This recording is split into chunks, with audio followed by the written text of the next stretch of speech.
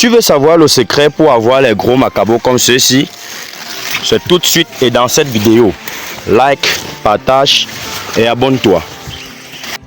L'un des secrets se trouve dans le butage, c'est-à-dire l'opération qui consiste à mettre la terre au pied des macabos.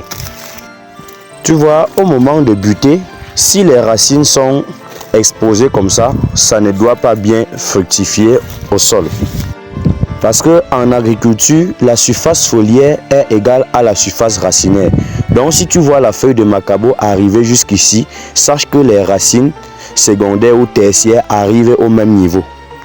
Donc quand le macabo est déjà grand comme ça, pour mettre la terre sur ça, il faut faire les larges buts. Il faut faire les larges buts, c'est-à-dire mettre la terre sur un bon espace pour ne pas risquer d'exposer les racines. Donc il faut ramener la terre pour couvrir, pour bien couvrir. Après ça, il y a ce qu'on appelle les feuilles mortes. Vous voyez ces feuilles-ci, ce sont les feuilles en fait qui ne sont plus d'aucune utilité pour la plante, mais elles refusent de vite mourir. Pourquoi? Parce qu'elle est en train de capter les nutriments que la plante pouvait absorber pour encourager la fructification au sol.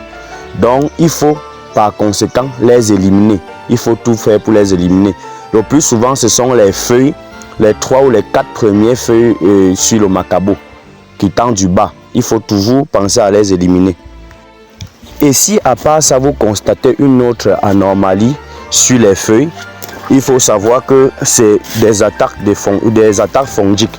Il faut donc utiliser un fongicide pour les combattre. Vous pulvérisez à large spectre pour éliminer les maladies fongiques.